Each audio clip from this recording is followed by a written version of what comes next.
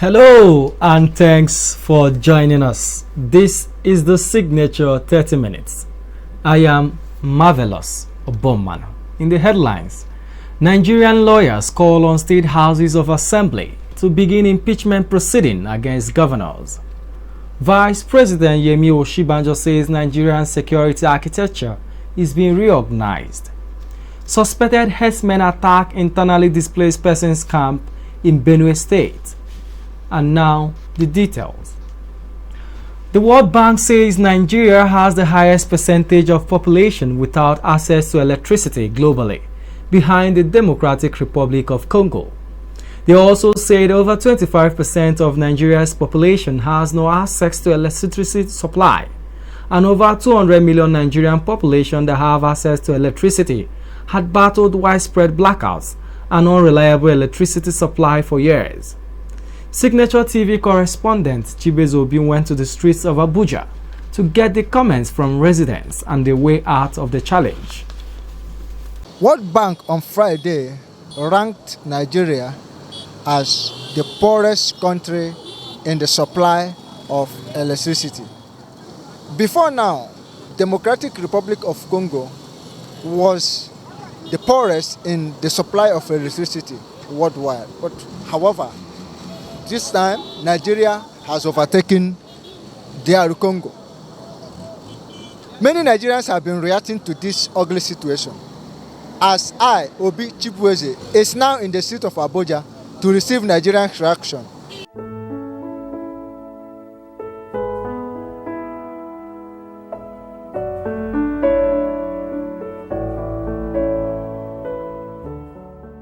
The major thing is the aspect of a generation. We have generations, we have distribution. So Nigeria generates, but I think one of the major problems we have at the moment is the distribution. Because we have what it calls, we have water, we have the solar, we have every other thing. But the major thing is the distribution of it.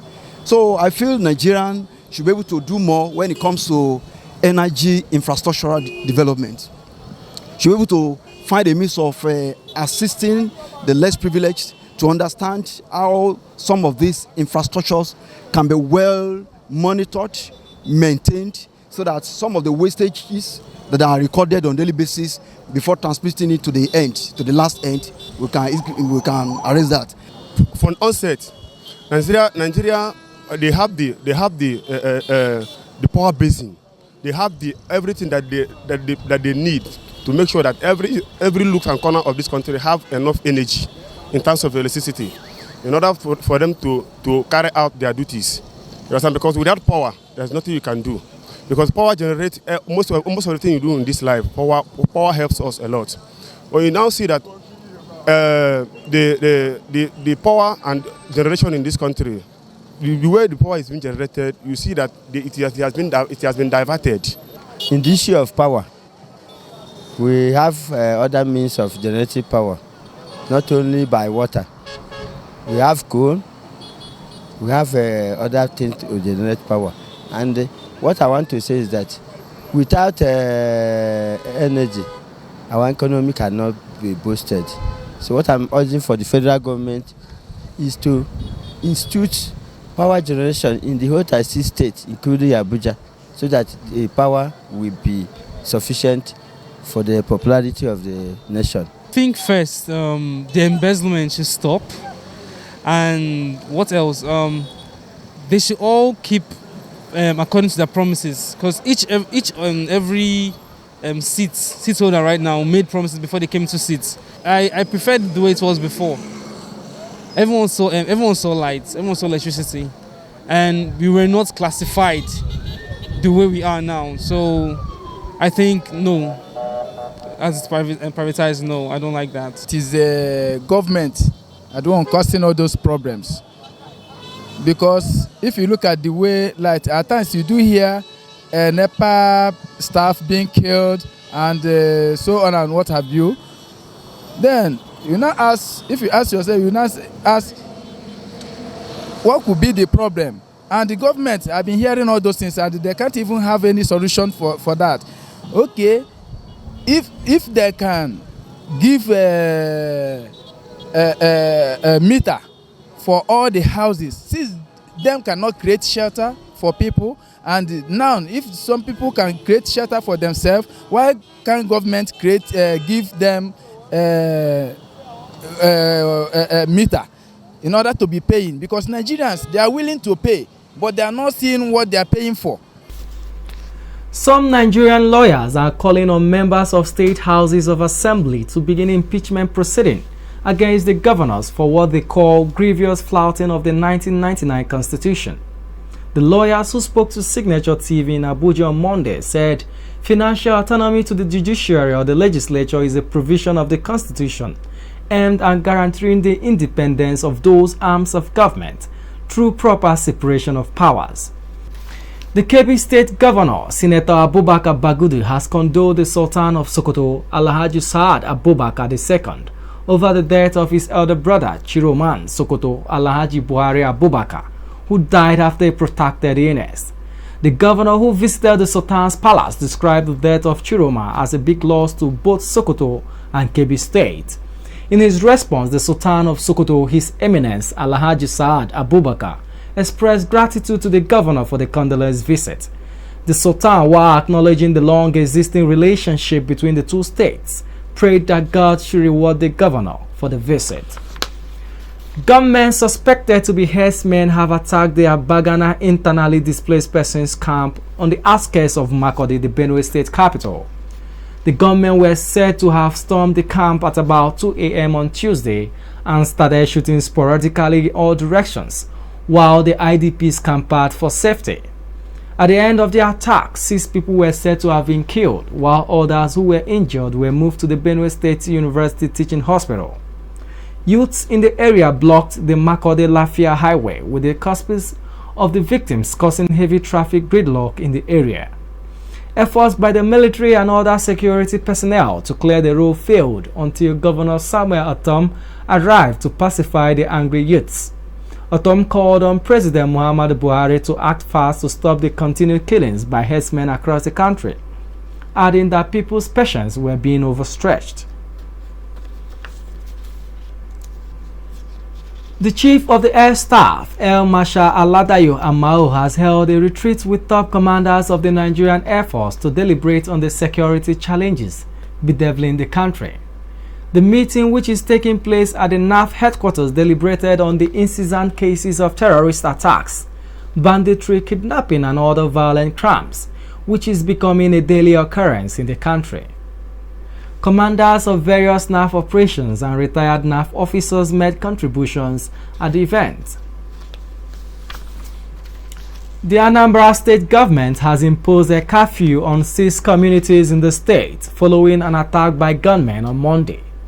In a statement, the Secretary to Anambra State Government, Professor Solo Chukwulobelu, says the curfew, which started on Monday, 26 April 2021, is expected to last between 7 p.m. and 6 a.m. daily. The communities are Ibariam, Aguleri, Umeri, Nteje, Okuze, and Omonya. Professor Chukwulobelu urged the people of Anambra State and other residents of the state living in the listed communities to obey the curfew, as security personnel are on strict orders to enforce the curfew.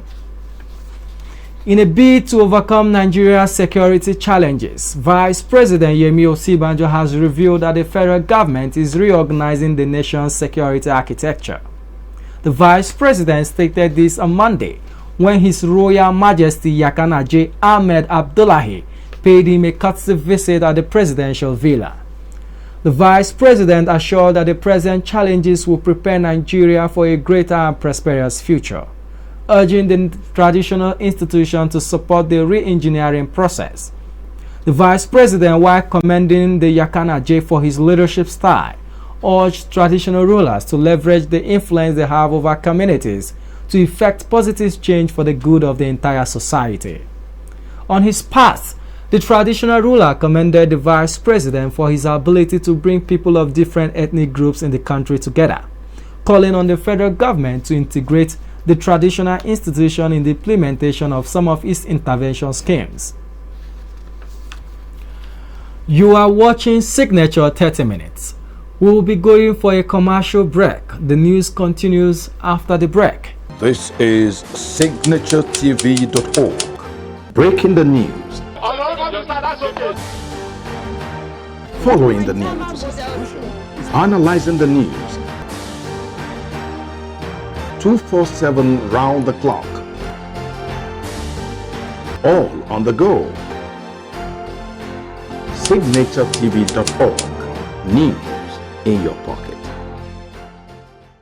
Welcome back and thanks for staying tuned. The news continues. The Chairman Senate Committee on Army, Senator Alin Dume, says the federal government is paying lip service to Nigeria's security challenges instead of taking the bull by the horns. Dume, who represents Borno South Senatorial District in the National Assembly, made a statement in an interview on Sunday. The senator's comment comes few weeks after the federal government arrested about 400 Bureau de Change operators suspected to be facilitating the transfer of money used in funding activities of Boko Haram insurgency. The arrested suspects are said to be detained by the military and Department of State Security Service. The senator, whose senatorial district is currently under the siege of Boko Haram terrorists, has demanded an open trial of all the suspects. Ndume maintained that Nigerians deserve to know what the government was doing concerning the suspects. The All Progressives Congress has condemned the attack on police personnel and formations in Abia, Imo, Ebonyi and Anambra states as well as Rivers State. The ruling party equally described the attack on the Imo State governor's residence as an attack on democracy and constituted authority. In a statement issued by the National Secretary Caretaker Extraordinary Convention Planning Committee, Senator James Akpanudo Edehe, the party warned that it will not watch helplessly as some persons and interests attempt to turn Imo State into a killing field. He called on security agencies to fish out the perpetrators of those attacks and their sponsors to face the full weight of the law. The Chairman House of Representative Committee on Navy, Yusuf Gagadi, has stated that the Department of State Services did not call the attention of the National Assembly to the past teachings and extremist views of the Minister of Communications and Digital Economy, Issa Pantami, during his ministerial screening in 2019. The lawmaker, who is the Chairman House of Representatives Committee on Navy and a member representing Pakshin Kanki and Kanam Federal Constituency in Plateau State, while speaking on Monday, said he was amongst those who screened Pantami in 2019. The lawmaker was reacting to a claim by a former assistant director with the DSS, Dennis Amakri, that the secret police informed relevant authorities of the minister's extremist views in 2019. Gagadi, who berated Nigerians for speaking against the minister and calling for his removal, said they had the opportunity to stop his nomination when his screening exercise was being conducted, but kept mute about it. The Lagos State Police spokesperson Adejobi Olumuyiwa says normalcy has been restored to Iyaneba and Okukumaiko axis, where motorcycle riders and members of the National Union of Road Transport Workers clashed in the morning. An eyewitness said a situation which started around 8 a.m. was due to a clash between motorcycle riders and members of the National Union of Road Transport Workers who were discharging their ticketing duties. Security operatives intervened to restore peace, but the aggrieved parties retreated, only for the Okada men to troop back to challenge the workers. It was a rough morning for business owners and residents of Iyanaba Ojo axis, as economic activities were brought to a halt as a result of the clash. The incident, which happened near the Lagos State University, left passersby scampering for safety. The police spokesperson advised everyone to continue going about their normal business as peace had been restored. And now for the stock market report. Trading on the floor of the Nigerian Stock Exchange on Tuesday witnessed a small rise of 28.67 million naira on the market capitalization after a 9.56 billion naira gain on Monday. On Monday, the equity capitalization rose to 20.57 trillion naira from 20.56 trillion naira traded on Friday, a 9.56 billion naira gain. On Tuesday, it therefore rose by 28 million, with the all-share index closing at 39,318.57 points. This was a 0.4% rise from 39,318.57 points at close on Monday. Apart from equity capitalization and the all-share index that closed blue, other market indicators, the value, the volume and the total number of deals closed in the negative. The volume of traded stocks plunged to 153.5 million from 329.7 million that was previously traded. The value similarly fell to 1.2 billion naira from 2 billion naira traded on Monday. On activity chart, Guaranty Trust Bank traded the highest worth of shares, recording 469.4 million worth of shares. Access, Zenith and Fidelity also traded high value of shares. Prestige Assurance Company was the top advancer, with its share price rising to 46 kobo from 42 kobo traded on Monday. Wema Bank followed with a 5 kobo rise in its share price. It closed at 62 kobo from 57 kobo previously. Other top gainers include Royal Exchange PLC, Champion Breweries and Regency Alliance Insurance PLC. On the loser side, Chi PLC was on top, having a 3 kobo fall on its share price. Its share price closed at 30 kobo from 33 kobo it stood on Monday. UPL Limited, Champs PLC and Honeywell Floor PLC were other top losers. On the foreign scene, a Republican-backed petition to recall California's governor has achieved its goal of forcing a special election, which is set to be held later this year, officials said. The vote on Democratic Governor Gavin Newsom's tenure will be only the second ever held in California after the 2023 election that brought Arnold Schwarzenegger to power and the fourth in the nation's history. Secretary of State Shelley Weber said the requisite number of valid signatures has been reported to initiate the recall of Governor Gavin Newsom. The campaign to remove Newsom, fueled by his handling of the coronavirus pandemic, has gained more than 1.6 million verified signatures. President Joe Biden says he will propose a tax hike on investment gains of the wealthiest individuals to help pay for his massive infrastructure and jobs package, a top White House economist said on Monday. Biden is expected to lay out his plan this week for $2 trillion investment to create millions of jobs. The increased tax on profits earned from sales of stocks and other assets will only impact those earning $1 million a year. Brian Dicey, head of the White House National Economic Council, said the change will help to offset long-term costs of investments by making reforms to the tax code that reward work and not just wealth. Biden also proposed raising the official corporate tax rate to 28% from 21%, partially reversing former President Donald Trump's 2017 corporate tax cut. Biden is due to address a joint session of Congress on Wednesday night. Before we end the news, a recap of our major stories. Nigerian lawyers accuse state governors of flouting the 1999 Constitution. Vice President Yemi Osibanjo says Nigerian security architecture is being reorganized. Gunmen have attacked their bag and are internally displaced persons camp in Makurdi, the Benue State capital. Please do well to stay safe, maintain physical and social distance, and wear your nose masks while going about your daily activities. And that's the signature 30 minutes on behalf of my producer, Anita Eze. I am Marvelous Obomman. Thanks for watching.